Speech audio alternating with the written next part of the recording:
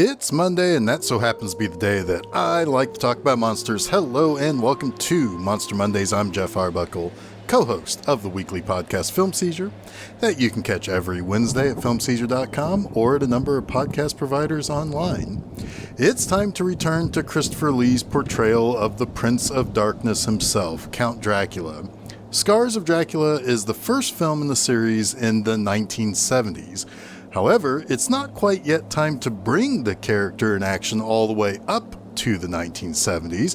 We gotta wait to see Dracula hanging out with swinging young folks for the next film in the Dracula series, and we'll get around to that one later on. But for now, let's talk about this sixth film in the Dracula series, if you add 1960s Brides of Dracula, and Lee's fifth in the role for Hammer Film Productions.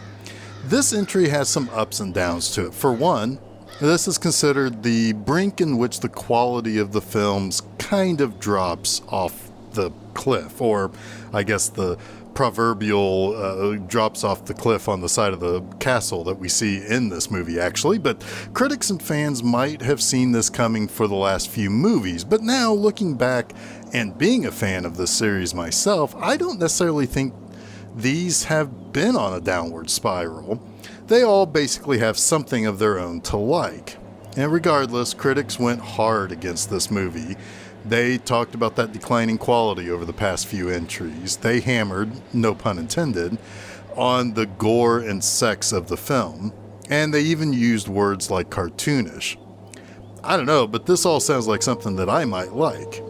Now, the things that are a little more well known about this movie that people did like is that it restores some of the original characters' attributes from Bram Stoker's original text. Dracula is a little bit more of that icy and charming host.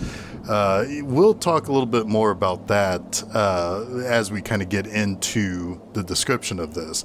It's also known for giving Christopher Lee maybe a little bit more to do with the character than he really had before.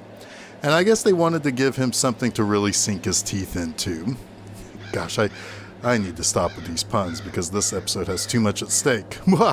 Anyway, Roy Ward Baker is this film's director. 1 month earlier, he had another film he directed released, the excellent film The Vampire Lovers. Baker did a lot of really cool British TV shows and movies. On TV, he directed episodes of The Avengers and The Saint. In terms of films that he worked on for Hammer, there was this one and the aforementioned The Vampire Lovers, as well as The Quatermass and The Pit, which was done in 1967.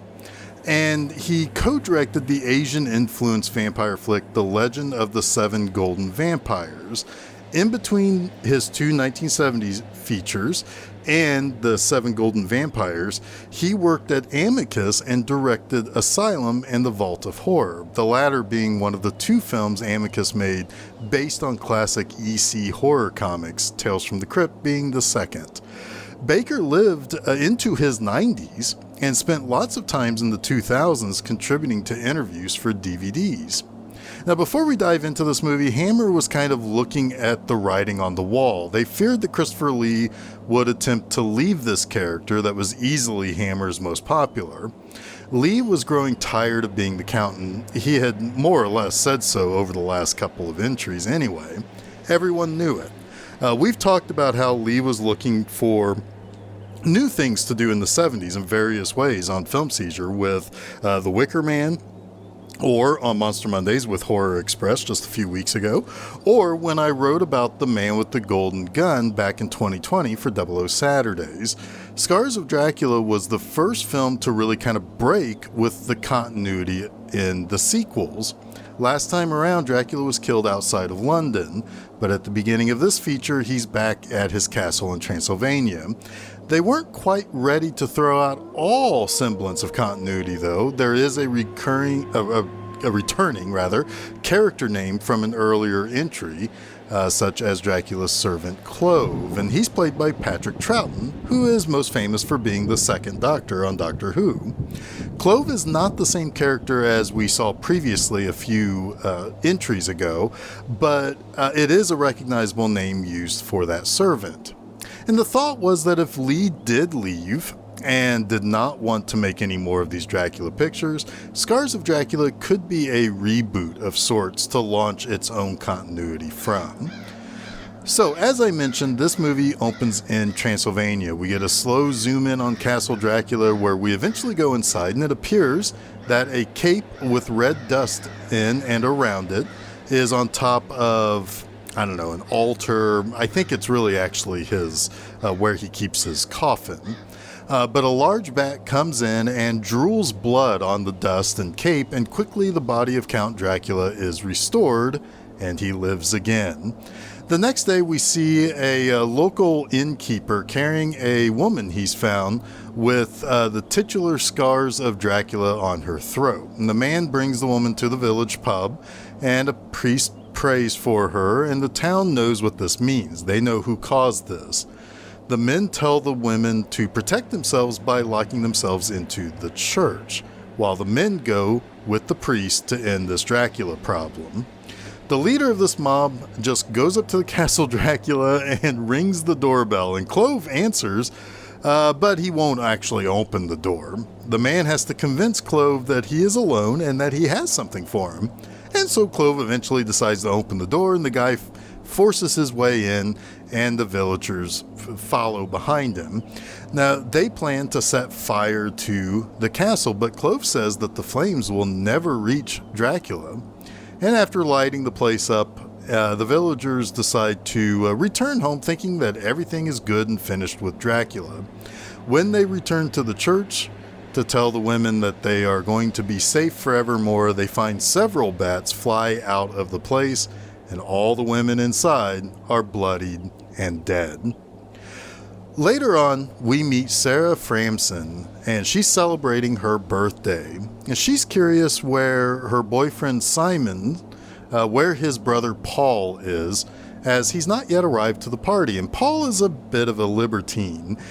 He's sleeping with a lovely woman named Alice, and he recognizes that he's late for Sarah's birthday party, and she kind of chases after him as he leaves. But before he leaves, Alice's father comes in and realizes that his daughter is ass out and that this young man is inside his home. Now, Alice's father is actually the burgomaster of this town, so Alice, to avoid his anger, says that Paul attempted to rape her, and that gets Paul into all sorts of trouble. Now, as it turns out, Sarah may be just as attracted to Paul as she is Simon, but she is in the relationship with the more sober of the two brothers.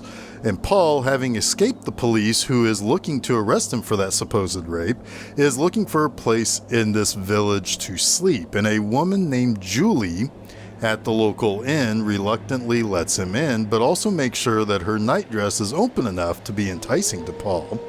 Julia's father is the same man who led the attack on Dracula previously, and he kicks Paul out and is perfectly fine with Paul seeking a place to sleep at the nearby castle. Paul comes across a driverless carriage and decides to sleep inside it, but the coach actually belongs to Clove, who's hunted a goat and is planning to return to Castle Dracula. Paul begins searching the grounds and is nearly attacked by a giant bat, and he sees a rather beautiful woman named Tanya who takes him inside the castle and prepares a bed for him. And while she does that, Dracula reveals himself to Paul, and the two men introduce themselves, and Paul realizes that maybe it isn't a good idea to stay at a guy's house when he says his name is Dracula. But Dracula insists, and Paul really has no way to refuse.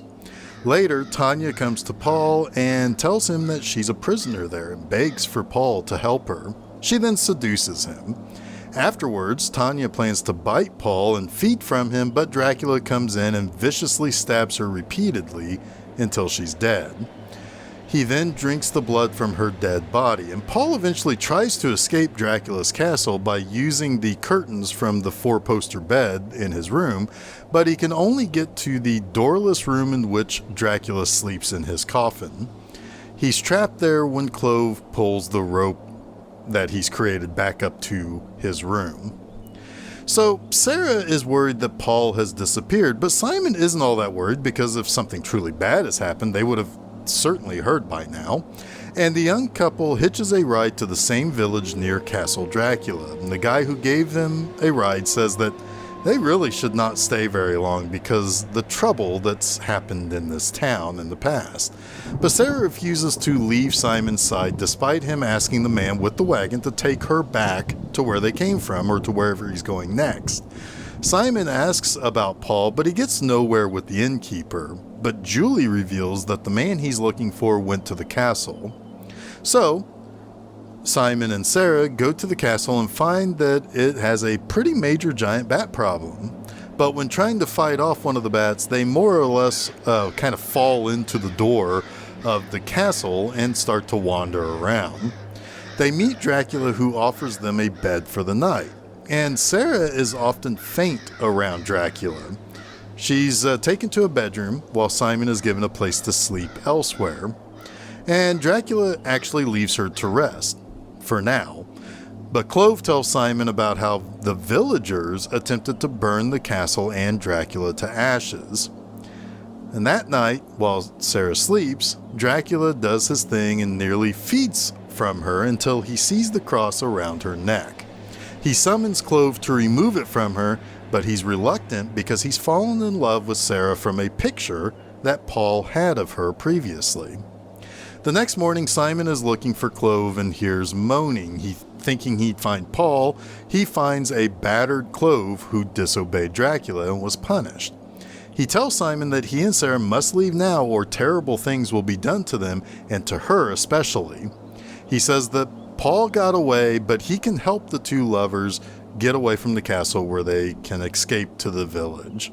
The village priest decides to take the couple to the church and tell Simon that they must wait until daybreak, where they will then go find Paul and take on Dracula.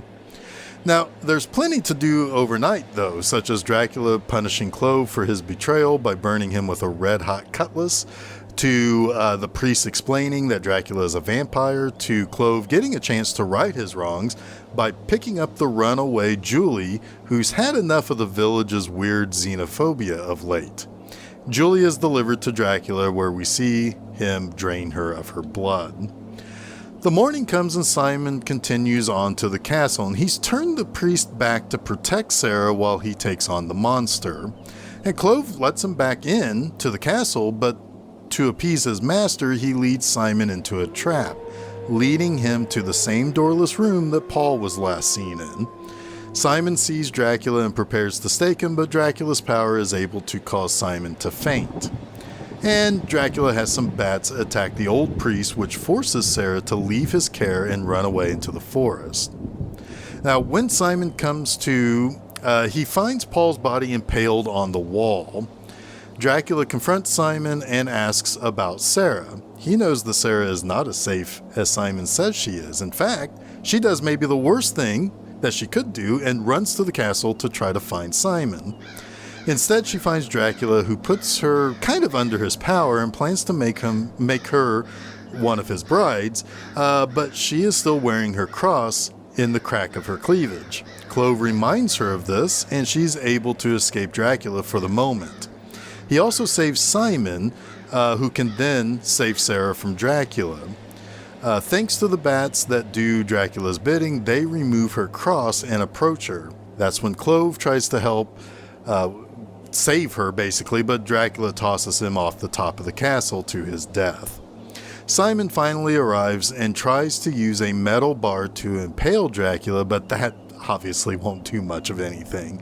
Dracula plans to basically use the same bar on Simon, but is struck by lightning and lit on fire. He falls off the top of the castle to never be seen again. Well, at least until 1972's Dracula AD 1972. But let's get to my three things that I like about the Scars of Dracula. First, the opening scene in which the villagers go to kill Dracula only to fail, and Dracula wiping out the entire village of women, is spectacularly vicious. I've long said this about the Hammer films. They are bloody, and they are a little mature in terms of showing the more sexual side of horror. This is one of the bloodier scenes in all the Dracula series, and it's also quite evil. oh, you want to come to my place and burn it down? Oh, sure, you can do that. We're going to come to your church and kill all your women. We'll even pluck one woman's eyeball out. There, how do you like something coming to your place and messing it all up? That's pretty cold stuff, really. Now next, this is definitely the most sexual of all the Dracula entries thus far, but it's almost handled comedically. As I kind of have said in the past, it's like these Hammer movies, they do like to show a lot of cleavage, and they like to kind of amp up the look of everything, particularly with the women. They all had a particular look to them. But this one takes it really far in the first half of this movie. Paul must be the most attractive man in all of Transylvania, because he's sleeping with the Burgomeister's daughter. He then asks for the innkeeper's daughter to let him in, but she only does so after she unbuttons some of her nightgown's buttons. Then Tanya sexes Paul all night long and plans to feed from him, but Dracula had something to say about that. Alice, the Burgomeister's daughter, is full on ass out as she's running around her place after Paul. Tanya's boobs are barely able to fit into her nightgown. Shit, even good girl Sarah's not only got the hots for Paul, but her boobs are lifted and crammed into many manners of dress that has a built-in corset, from all I can tell. To be this Paul Carlson in this Transylvanian town. I just found it kind of funny how Paul gets laid all over the place, to the point that it's not exactly sexy, but it's funny. Whenever a woman put herself out there for him in the first 40 minutes or so, I just absolutely chuckled. This is exploitation by way of Hammer, and it's just funny. Thirdly, I really quite like Simon in this movie. While he's not as wild as Paul is, and almost, comes across as a bit of a drip in the first parts of this movie, he's actually fairly strong. There's a part that totally wins me over in this movie for him. He and the priest are on their way to the castle to destroy Dracula, and the priest stops at this little holy post that's got like a little figurine of, I believe, of Mary in it. And he was at that place when the villagers previously attacked Dracula earlier in the movie, but Paul wants to keep moving and not make any more stops. He's determined to stop this monster. And just after that, the priest sees a bat and shows a great deal of fear. And Simon realizes at this point that the priest is no good to him. His mentor, for how much help he gave earlier to prepare him for Dracula, is really pretty useless on this track. He sends him back to watch over Sarah to not leave her alone. That's actually pretty great. While these movies often rely on the goodness and holiness and the holy intervention to defeat the demon Dracula, Paul recognizes the supposedly holy man is actually a deterrent to him. That's actually pretty smart. You'd think that this would offer some sort of redemption story for the priest to come through with whatever he needs to defeat the monster or help defeat the monster, but no. He's ultimately killed by Dracula's bats in his own church, which is not really all that expected. Now, I did say that really you get to see a lot more of what Christopher Lee is doing in this movie, and that's actually true. This movie is really, really good at kind of making Dracula that not exactly friendly host, but like I mentioned, he's a little icy and a little bit sinisterly welcoming to people. He doesn't drive anybody away. He doesn't act like a monster in front of these people. He's certainly much more like the original Bram Stoker character, in which he is a monster in plain sight, hiding in plain sight, I should say, but he is not something that's trying to necessarily hide who he is either. He's just a little bit more welcoming to people. In a lot of ways, that also follows the Bela Lugosi Dracula as well. This may be the closest that Lee ever got to that Bela Lugosi style of Dracula, the well-dressed, well-mannered, almost friendly guy who is maybe a little quiet, doesn't say a whole lot, but he's not exactly pushing anybody away from him either. That wraps up this week's Monster Mondays. You can catch new episodes of Monster Mondays each Monday at filmseizure.com. Don't forget to follow Film Seizure at Facebook, Twitter, and Instagram, and subscribe to Film Seizure to get both the Film Seizure Podcast and Monster Mondays at your favorite podcast providers, as well as YouTube. You can also check out my website, bmovieanima.com, to read new articles every Friday morning. I will return next week with the next entry in Hammer's other super famous monster series with The Revenge of Frankenstein. Until next week, stay spooky.